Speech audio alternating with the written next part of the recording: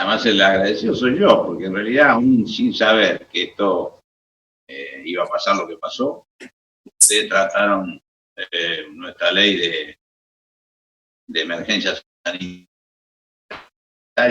en diciembre y eso también nos permitió tener más musculoso el ministerio. Bueno, no era ministerio, pero bueno, volvimos a hacerlo ministerio, pero eso realmente ya fue una actitud de todo el cuerpo legislativo vinculada con entender que la situación era crítica. Imagínense si después aparece la pandemia, se puso bastante más crítica, pero coincido con usted que claramente esta idea de estar todos juntos, de tener una dimensión de una cuestión que nos excede a cada una de las partes, hace que tengamos que pensar en tantas cosas que venimos diciendo de sistemas confrontados, de subsistemas, de subsidios cruzados, todas las cosas que durante años hemos hablado, partícipe de cualquier lado del mostrador, como hemos estado usted y yo en distintas oportunidades, y bueno, creo que lo que va a quedar de esto es una forma de construcción colectiva que va a implicar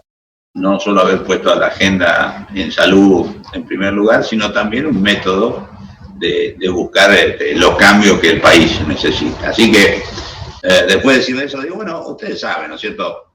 Nosotros, en realidad, cuando en enero pasó lo que pasó y empezamos a darnos cuenta que esto era una cuestión bastante seria, me parece que el 22 de enero ya hicimos la alerta epidemiológica, el 23 de enero salimos a comprar reactivos, es decir, imaginamos que esto claramente iba a tener una dimensión distinta, pero también le diría que mentiría si dijera que iba a creer que pasó lo que pasó en 2 meses, que se mundializó, que los sistemas hoy, quizás con mayor capacidad de respuesta del mundo, desde el punto de vista de su capacidad instalada, la ciudad de Nueva York para mí es un ejemplo claro. No hay ningún lugar en el mundo que tenga la capacidad operativa de Nueva York, porque la tiene no solo para sus habitantes, sino para toda la derivación mundializada que tiene esa ciudad con respecto a mucha casuística. Y lamentablemente tiene la tasa más alta de unidades de cuidado intensivo y de respiradores del mundo, y miren lo que pasó. ¿Qué quiero decir con esto?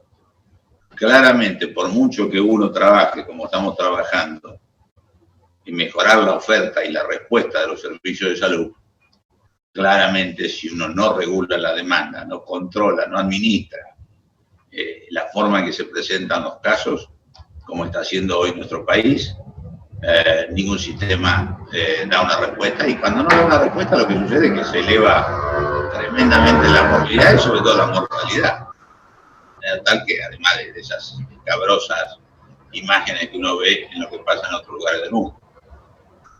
¿Qué hicimos nosotros? Hicimos claramente, aprovechando más que nada errores ajenos, o por lo menos cuestiones que otros países no hicieron en su momento, creo yo, empezamos a trabajar fuertemente con medidas de salud pública que fueron pioneras. El primer caso que tuvimos nosotros el 3 de marzo, anticipándose a lo que creíamos que iba a pasar, pero de todas maneras veníamos tomando ya medidas importantes. Ya vimos el 24 de febrero empezados los controles de los viajeros en Ezeiza, ya me acuerdo de la Carnaval, al principio por supuesto sin entender mucho la magnitud, pero también entendiendo que el virus no venía solo, el virus venía con la gente que estaba en los lugares donde esto estaba circulando, de tal manera que empezamos a trabajar así. Después, bueno, intensificamos el control de ingresos de pasajeros, después autoaislamiento hicimos preventivo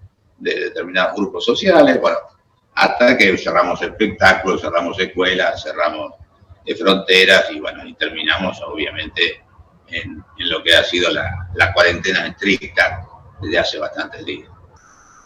Los resultados son altos elocuentes. Nosotros hoy, en el día de hoy, a ver, les voy a leer los números últimos, hemos tenido, ayer en realidad, 1.600 test día, tenemos una red ya descentralizada de 142 laboratorios, de los cuales 61 ya hicieron más de 10 determinaciones. Es decir, por ejemplo, ayer el Malbrán hizo solo el 9% del total de muestras que se hicieron en el país. Es decir, claramente está funcionando la descentralización y se hace en todos los ámbitos geográficos de la Argentina. El porcentaje de positividad que tuvimos ayer sobre la cantidad de test hechos fue del 11.66%.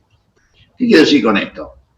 Quiero decir que cuando uno tiene en el uso racional y eficiente de los recursos, dice la OMS, cuando uno tiene menos de 10 o cercanos a 10 casos por cada positivo, digamos, de cada 10, lo digo mejor, de cada 10 exámenes que hace, uno es positivo, eso implica que está haciendo bien la relación muestras positividad. Es decir, está haciendo la cantidad de muestreos o de testeos que son los más útiles. Cuando uno se excede de 20, por ejemplo, en el caso de Brasil tiene 30 y pico ahora, eso significa que está subhaciendo registros, porque está haciendo de menos. En este sentido, entonces, como les decía, la cantidad de casos confirmados que tenemos al día de ayer son 2.433.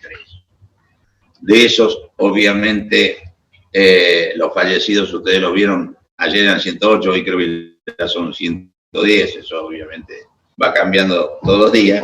Y hay un número que a mí me resulta muy, muy importante, que es un poco un número que marca también la evolución de cómo está la epidemia, que es de estos 2.493 pacientes confirmados, hay unos 600 que ya fueron dados de alta y recuperados, ya dije los fallecidos, que son 110, pero es muy importante los números que están en terapias intensivas, en unidades de cuidados intensivos. Nosotros hoy tenemos 117 pacientes. Este lugar donde estoy es un poco el corazón y parte del cerebro de todo el sistema, porque acá tenemos todo el país, el catastro de camas, el catastro de camas ocupadas, la tendencia, las curvas epidemiológicas por provincia, en fin, acá miramos y concentramos mucho del sistema informativo que nos permite a tiempo real y minuto a minuto ver cómo está la situación en nuestro país. Y en ese aspecto vuelvo a decirle, ustedes piensen, a ver, muy rápidamente, le hago números, porque están todos preocupados, estamos todos preocupados. Nosotros teníamos cuando empezamos 8.500 camas de cuidados intensivos. Aproximadamente un 60% de esas camas, bueno, 38 son del sector público, esto varía por provincia, pero en general siempre el mayor recurso del sector privado, estoy hablando de camas intensivas. Esas camas entonces, como les decía yo, son 8.500 y nosotros, un poco por lo que hicimos, otro poco por lo que solicitamos y otro poco porque la propia circunstancia epidemiológica hace que de un porcentaje habitual de utilización de esas camas, que es arriba del 80-85%, hoy tengamos un 50%. Es decir, tenemos la mitad de la cama vacía. ¿Por qué tenemos la mitad de la cama vacía? Porque pedimos que no se hiciera cirugía programada, porque pedimos que se evitara cirugía plástica, porque lo que fuera postergable pedimos que se postergara, porque hemos tenido una caída extraordinaria de los accidentes, un efecto de la cuarentena, pero que también hace que haya mucho menos internaciones en terapias intensivas. En fin, se está dando entonces, y además también porque tenemos inclusive menos afecciones respiratorias, porque el cuidado que estamos haciendo con la cuarentena hace que no solo el coronavirus, sino otras afecciones respiratorias que en la época empiezan a aparecer, estén de menos. Entonces, concreto, tenemos la mitad de la cama vacía. ¿Qué significa eso? Tenemos 4.200 camas vacías. Con esto quiero decir, estáis hablando de las camas de gran intensidad de utilización, de las camas que son más críticas en todo el mundo. De manera tal que sin cantar victoria, como dicen en la calle, sin ninguna euforia de triunfo, pero el sistema tiene hoy una capacidad de respuesta mucho mejor que la que tenía hace 2 meses. Y no solo en esto, si te di los grandes números, pero también me parece que tiene una gran capacidad de respuesta en otras cosas, que es lo que venimos propiciando de acá y hablamos todos los días o casi todos los días con los ministros. El último COFESA fue ayer en la mañana. todo por este método, pero estamos permanentemente, no solo en el plenario de COFESA, sino en muchas que son individuales con alguna provincia. Nosotros fortalecemos mucho la capacidad de coordinación que sucede en los ámbitos locales. Claramente lo dije el primer día, lo dije cuando hablé con los señores diputados, algunos dijeron que yo quería, no sé, llevarme todo el recurso privado. No, lo que siempre dijimos, y esto está muy claro y lo volvimos a decir, es que hay que coordinar lo público y lo privado habiendo una gran emergencia desde todo punto de vista que tiene que enfrentar la Argentina. Eso está pasando. También estamos no solo distribuyendo muchos insumos, cuando tomamos la decisión, también cuestionada por algunos de los respiradores, hasta mañana, por ejemplo, que completamos, no pasado mañana, ya completamos a todas las provincias argentinas con indicadores, donde hemos construido cierto consenso, más de 500 respiradores distribuidos, y esto va a seguir siendo acelerado porque hemos manejado e incentivado la capacidad productiva nacional. Recién esta mañana hablaba con el ministro y con el canciller de Chile, que como no tienen fábricas locales, no le venden nada en el mundo. Como ustedes saben, está pasando una cosa increíble, delictiva, donde, bueno, están hasta los servicios de inteligencia metidos en que se incauta cualquier material crítico en los aeropuertos. Una situación que nunca vimos y que lamentablemente existe, pero bueno, creo con esto decirle que los respiradores también. Le dije que había 8.500 sin contar estos 500.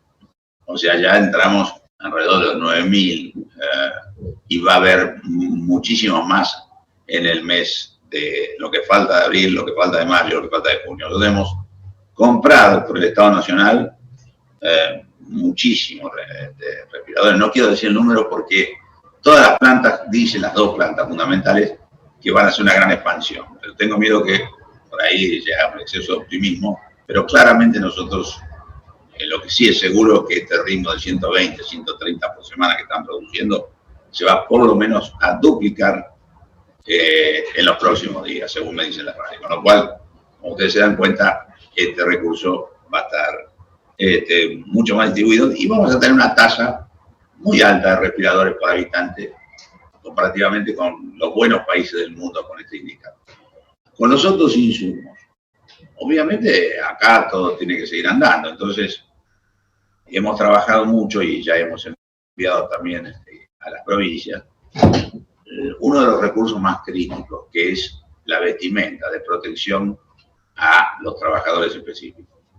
Yo le tengo más miedo a la crisis del factor humano, del recurso humano, del talento humano en el sector, que tiene una alta vulnerabilidad, que tiene tasa de 10-12% de que contra la infección, que no pueden trabajar, bueno, y además, por supuesto, lo que significa un trabajo de riesgo.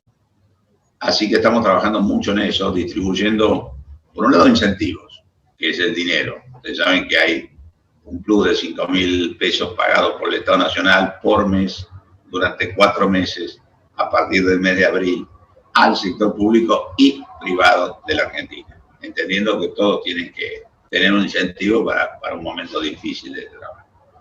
Además de eso, le estamos distribuyendo, no hay ningún tratamiento hoy que tenga validación real, pero tampoco podemos dejar sin capacidad de tratamiento a lo que parece ser que podría ser.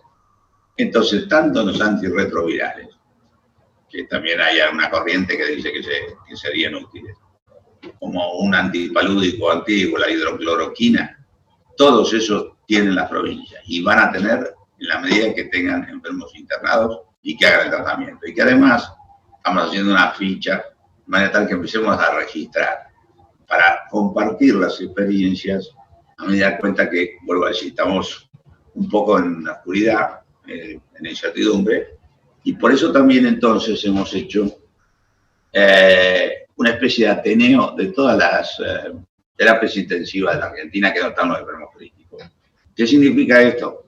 Tenemos una red que funciona acá, y que conecta todas las terapias intensivas, con un botón rojo además. Es decir, que además de hacer todas las mañanas, compartir experiencias con los 100 y pico de casos que les decía yo hoy que están en las terapias, también se comparte información y hay un botón rojo. ¿Qué significa el botón rojo? Cuando alguien tiene un enfermo grave, por ejemplo, pasó anteayer en Ushuaia, toca el botón rojo y toda la red se pone detrás de eso. O sea, ¿qué significa? Asesora, comparte, hace un ateneo clínico para darle la mejor información y la mejor opinión para que no se sientan solo los trabajadores de la terapia intensiva en cualquier lugar de la Argentina. O sea, distribuir recursos es también esto, distribuir conocimiento, distribuir información y distribuir una forma colectiva de resolver. Con respecto a los recursos económicos, la magnitud de lo que va a pasar de este ministerio con las provincias es difícil de determinar porque todos los días estamos ampliando. Pero hoy estamos en 25.000 millones de pesos en lo que va a ser de este año. Y este mes, por ejemplo, este mes, abril, solo con algunos programas del Ministerio de Salud, le estamos transfiriendo a las provincias casi 3.000 millones de pesos. Y le pedimos que hagan un fondo específico para la pandemia, de tal manera que tenga una capacidad resolutiva de compra local, que a veces es difícil tener, o porque falta el dinero, o porque falta el instrumento. Así que eso también es otra de las cosas que les quería contar. Y junto con todo eso, la pregunta es siempre, bueno, ¿y cómo seguimos? Como dije al principio, yo no digo que vamos bien, digo que vamos menos mal que otros países. Cualquier comparación que se haga, porque empezamos antes y porque tomamos las medidas todas juntas y no esperamos escalonadamente como hicieron otros países del mundo, realmente nosotros tenemos hoy una situación bien no le va a nadie, pero como dije antes, menos mal que otros países. Esto es difícil de pensar como cuando hay obviamente situaciones sociales y situaciones económicas en donde no se puede prolongar una cuarentena indefinidamente y que le resulta difícil hasta países mucho más autoritarios como los países asiáticos, que se les complica en un mundo difícil. De manera tal que nosotros estamos trabajando con las provincias en empezar a trabajar con un criterio epidemiológico, si el número de casos que hay en la provincia, grado de circulación que hay del virus, con un criterio geográfico, porque no es igual para cada lugar del país, con un criterio de tipo de actividad, porque no es lo mismo la minería o un aserradero que una gran fábrica en el conurbano. Y en este sentido estamos trabajando con la provincia. La provincia está proponiendo, como ustedes saben, actividades como para, cuando termine esta última resolución que tomó el Gobierno Nacional, comenzar con la actividad económica y el movimiento social. Ahí no hay ninguna receta. Claramente, si esto se acelera más allá de lo que nosotros podemos llevar controlado, va a haber que volver a frenar. Se lo digo así con la honestidad de lo que pienso. Esto no quiere decir que yo soy... ¿Qué pasó? No sé. Quiere decir que no pienso yo solo esto. Es lo que ustedes saben que es también un mecanismo de construcción que me parece muy importante como antecedente para el país. Es que en realidad esto no es solo el gobierno o todos los funcionarios del ministerio. Acá, tanto el comité de expertos. Les puedo asegurar que estamos permanentemente en el día a día viendo qué hacemos, cómo lo hacemos, dónde activamos un poco más, dónde activamos un poco menos. Y por supuesto, teniendo siempre en cuenta que en cualquier situación de este tipo hay que cuidar a todos, pero particularmente a los más vulnerables. Y los más vulnerables, obviamente, ustedes saben muy bien, son las personas de una cierta edad, que además tengan una copatología que complica aún más la situación. De manera tal que, creo yo, y esto es lo que digo, que cualquiera sea la postura que sea en términos social y económico, siempre va a haber que tener muy cuidadoso el recaudo con respecto a los adultos mayores, porque es ahí una enfermedad que la transmiten mucho todos, pero que la sufren y les impacta a los mayores. De manera tal que ese grupo es nuestro desvelo en cómo seguirlo protegiendo y tratar de aún protegerlo más en la medida en que empiece a haber más circulación del virus, como inexorablemente va a haber. Nosotros no podemos controlar que el virus no exista ni que no circule, pero sí tenemos que regular, como dije al principio, la forma en que se presenta en la sociedad, porque si no regulamos eso, en realidad se descontrola. Si a usted le parece, presidente, paro ahí, quedo a disposición de las preguntas. Tengo, por supuesto, un enorme informe para ustedes, para enviarles, pero bueno, estoy a las preguntas tal como me decía usted al principio. Hola, hola. Perfecto, ministro. Después esperamos con ansia esa información también para que la podamos divulgar a todos los senadores, no solamente los de la comisión, sino a los 72 senadores. Hoy podemos decir de que más allá de los 17 integrantes de la Comisión de Salud, hay más de 50 senadores que están en videoconferencia, así que la verdad que es muy importante que su presencia y además también seguramente todas las preguntas que le van a ir formulando. Yo ya tengo anotado algunos senadores que quieren hacerle algunas preguntas, así que les voy a pedir a todos que tratemos de ser concretos con la pregunta, como habíamos quedado de acuerdo con todos los senadores en la comisión, así que directamente le paso la palabra a la senadora Guadalupe